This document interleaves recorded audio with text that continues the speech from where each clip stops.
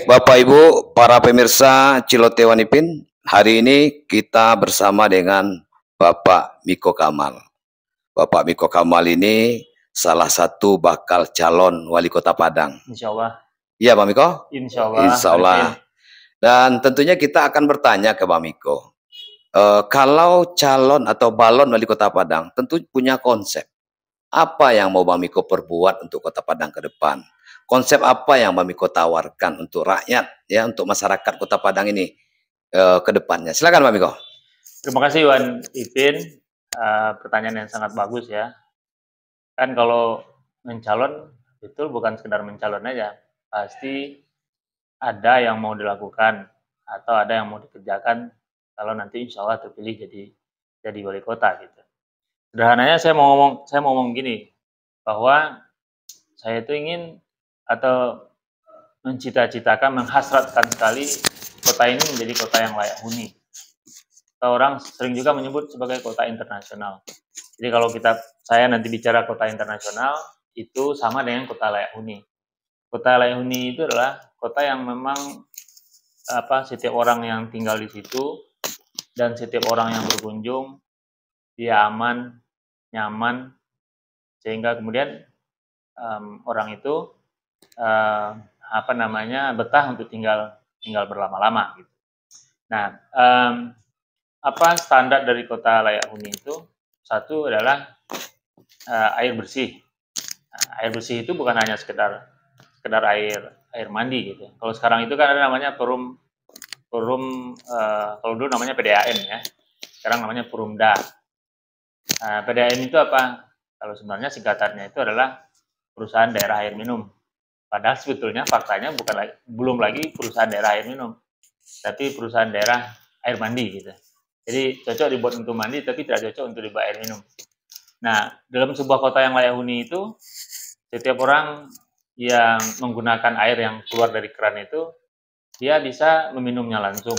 Jadi katakan gini nih, Wanipin nanti kalau itu terrealisasi di Padang, Wanipin masuk ke sebuah toilet misalnya, lalu kemudian di toilet itu Wanipin haus gitu ya, udah ada keran di situ wastafel.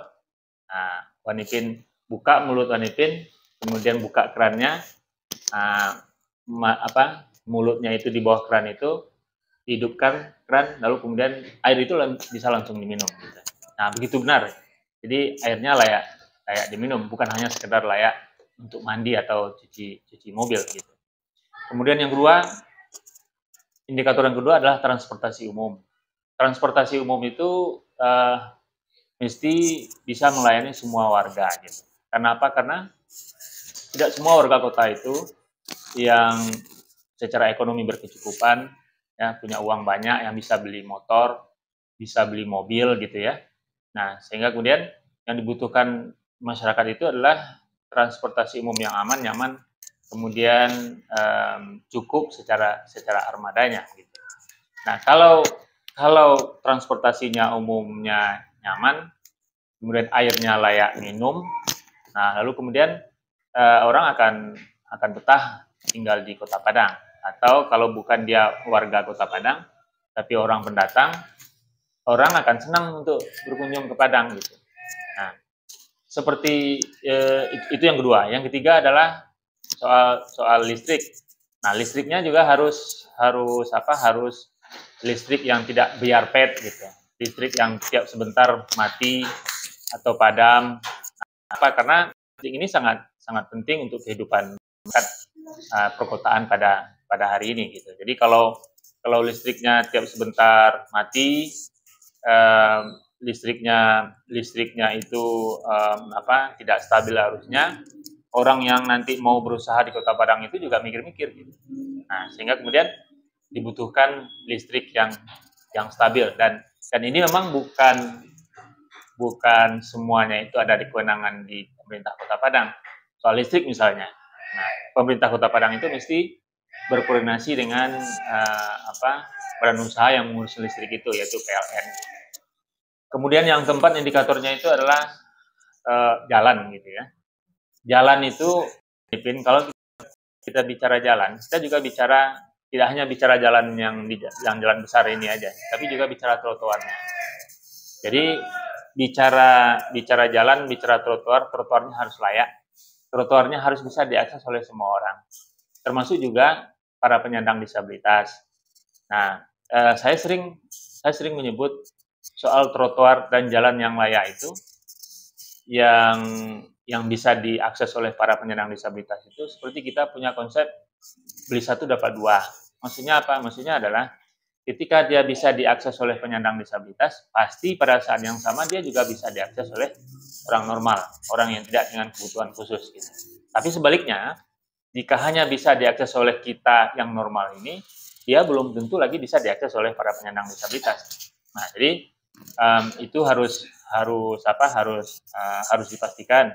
Soalnya nanti kalau saya terpilih sebagai wali kota, saya memastikan itu semua jalan yang ada itu yang layak bisa diakses, trotoarnya bagus, kemudian jalannya tidak berlobang-lobang gitu. Mesti diberikan jaminan kepada masyarakat atau warga Kota Padang. Terutama jalan-jalan yang tidak berlobang itu jalan yang di bawah kewenangan pemerintah kota gitu. Nah, sekarang kan banyak sekali jalan-jalan kita yang dilaporkan ke Miko Kamal Center, termasuk juga ke Wanipin sendiri kan. Jalannya berlobang nih sudah sekian lama, gak ditambal-tambal gitu ya, sudah seperti kubangan kerbau gitu. Nah, itu sebetulnya pada saat kita tidak memberikan hak rakyat itu, maka sebetulnya itu kita sedang melawan konstitusi gitu. Kenapa? Karena di pasal 34 ayat 3 kalau saya tidak salah itu dikatakan di situ bahwa negara dalam hal ini pemerintah kota itu bertanggung jawab menyediakan fasilitas umum yang layak kepada rakyatnya, untuk rakyatnya gitu. Nah, jadi kita juga harus memastikan itu jalannya tidak boleh berlobang, tidak boleh jelek gitu. Nah, oleh karena itu dalam pikiran saya, ide saya, kita mesti membentuk satgas nih. Satgas apa? Satgas yang melakukan kontrol terhadap seluruh jalan-jalan yang ada di kota, termasuk juga trotoar. Gitu.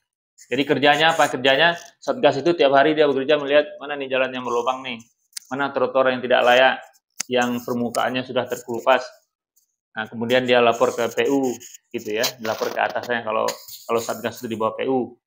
Lalu kemudian dalam waktu yang cepat dia bisa diselesaikan. Dan kalaupun misal katakan begini, kan persoalan sering yang melapor ke Miko Kamal Center itu dijawab oleh pemerintah, kita belum punya anggaran, kan tidak bisa sekali jadi. Oke, nggak apa-apa, tapi rakyat harus diberikan kepastian. Jadi misalnya ada jalan di Tunggul Hitam nggak layak, dilaporkan ke pemerintah atau satgas menemukan itu. Kemudian pemerintah harus memberikan kepastian kepada rakyat. Oke ya, ini karena anggaran kita tahun ini belum ada, di APBD kita belum lagi tercatat, belum keluar di situ, kita usahakan di perubahan. Atau kalau tidak bisa di perubahan, anggaran APBD tahun depan. Artinya apa? Artinya itulah kepastian hukum. Rakyat butuh kepastian hukum, dan itu adalah hak rakyat untuk mendapatkan kepastian, mendapatkan pelayanan umum yang layak, sehingga mereka bisa hidup secara nyaman, sehingga kemudian kita menjadi kota yang layak dihuni oleh setiap orang gitu. Kemudian yang selanjutnya adalah soal sampah misalnya. Sampah ini juga sangat penting. Sampah berserakan di mana-mana ya, di tempat-tempat wisata, di pasar gitu. Nah, bicara soal sampah ini juga agak unik nih Wanipin. Saya melihatnya soal sampah itu ada dua faktor penting. Satu adalah pemerintahnya, kemudian yang kedua adalah masyarakatnya. Pemerintah lamban melakukan aksi, kemudian yang juga sangat penting dan yang sangat penting itu adalah masyarakatnya, perilaku masyarakat yang buang sampah sembarangan. Nah, ini dua-duanya harus benahi, manajemen waste manajemennya harus benahi, kemudian juga perilaku masyarakatnya juga harus benahi. Bagaimana cara membenahi perilaku masyarakat? Ada dua caranya. Satu adalah secara dalam jangka yang panjang itu pendidikan dasar kita mesti dievaluasi lagi. Pendidikan dasar kita mesti berorientasi kepada nilai-nilai. Tidak berorientasi kepada nilai saja. Kalau sekarang kan berorientasi kepada nilai, tapi berorientasi kepada nilai-nilai yang kemudian membentuk attitude, membentuk perilaku. Kemudian jangka pendek yang bisa lakukan itu adalah law enforcement, penegakan hukum. Kita punya perda pengelolaan sampah, ya, di mana setiap orang yang buang sampah tidak pada tempatnya atau secara sembarangan dihukum sampai 5 juta rupiah dan 3 bulan kurungan gitu ya. Tetapi dia tidak dijalankan dengan serius gitu. Artinya apa? Hukumnya ada, substance of law-nya ada, tetapi ketika itu berada pada taraf penegakan, kita kelabakan di situ. Nah, insya Allah nanti kalau saya jadi wali kota, penegakan hukum ini background saya background hukum ini ya. Saya punya background hukum. Semua aturan-aturan yang ada secara substance of law-nya ada, kita harus tegakkan itu secara benar-benar. Saya sebutnya dengan konsistensi berhukum. Yang selama ini, menurut pengamatan saya, kita tidak serius dalam berhukum. Tidak ada konsistensi. Hari ini, pedagang kaki lima ditertibkan, dibereskan. Besok, dibiarkan lagi, mereka balik lagi gitu. Karena apa? Karena tidak ada konsistensi berhukum. Jadi tidak ada konsisten dalam menegakkan hukum itu. Nah, semua tadi yang saya sebut itu, Pak Nipin, itu sangat mendukung potensi daerah kita. Potensi daerah kita itu kan memang 3 saja kalau di Padang ini. Dari dulu sampai sekarang. 1, pariwisata. Kemudian yang kedua, pendidikan. Kemudian yang ketiga, perdagangan. 3-tiganya itu harus didukung oleh apa yang tadi saya sebutkan itu. Soal wisata misalnya. Gimana kita mau mendatangkan orang banyak dan dia berulang-ulang datang ke Padang kalau sampahnya berserakan. Hari ini orang datang ke Air Manis, kan ramai sekali tuh Air Manis tuh. Besok, tahun depan dia nggak datang lagi, malah yang lebih jelek lagi, dia akan demosi, ya, dia akan ceritakan kepada tetangganya, jangan datang lagi ke sana, ke Padang. Kenapa? Kotor, sampahnya berserakan di mana-mana. Padahal dalam apa kalau boleh kita sebut sebagai manajemen, dalam manajemen itu kalau kita berjualan, yang paling penting itu kan repeat order. Orang datang berkali-kali. Jadi omong kosong kita bicara tentang pariwisata jika perilaku masyarakatnya tidak diperbaiki, jika airnya tidak layak minum, jika transportasi umumnya tidak bagus, jika jalannya tidak mulus, trotoarnya tidak ramah disabilitas dan seterusnya. Itu. Kemudian pendidikan juga begitu. Pendidikan yang saya dalam bayangan saya itu kita ini kan masih dapat tuah nih. Tuah apa? Tuah sebagai orang intelektual se-Indonesia gitu ya.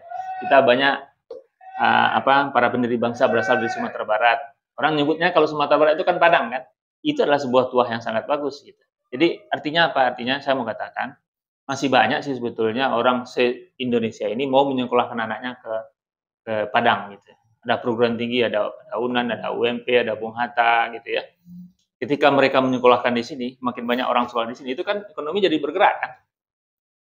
Dan itu harus kita dorong terus, harus berikan stimulus gitu, supaya orang semakin banyak dia bersekolah di Padang, kemudian ekonominya bergerak, dan tapi itu tidak akan bisa terrealisir dengan baik, seperti yang kita inginkan, jika kota kita tidak aman dan nyaman dan bersih. Ya kan?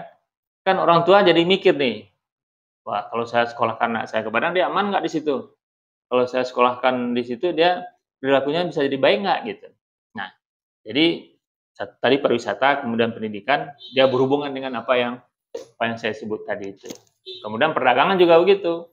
Orang tidak mau menggunakan Padang sebagai tempat berdagang. Karena apa? Karena memang kotanya tidak layak. Jadi, Pak Nipin, saya mau mau menyederhanakan. Saya ingin betul Padang ini menjadi kota yang layak huni, kota internasional. Semakin banyak orang datang ke Padang, itu semakin bagus bagi kita, karena kita memang tidak punya sumber daya alam yang banyak, seperti Pekanbaru misalnya, atau Kalimantan, kota-kota yang lain itu. Kita kan tidak punya itu. Tapi apakah karena kita tidak punya sumber daya alam yang banyak, kita tidak bisa survive? Bisa. Sudah banyak beberapa kota yang lain atau negara-negara lain mencontohkan itu. Singapura tidak punya apa-apa, ya, tidak ada sumber daya alam, tapi dia bisa survive, dia bisa menjadi negara yang ekonominya terkuat di Asia Tenggara, di Asia, malah salah satu destinasi di dunia gitu kan. Kenapa? Karena yang salah satunya, yang diantaranya adalah yang saya sebutkan tadi itu. Jadi saya ajak bersama-sama kita jadikan Padang ini menjadi kota yang layak huni, kota internasional, sehingga kemudian itu memberikan manfaat kepada masyarakat Kota Padang.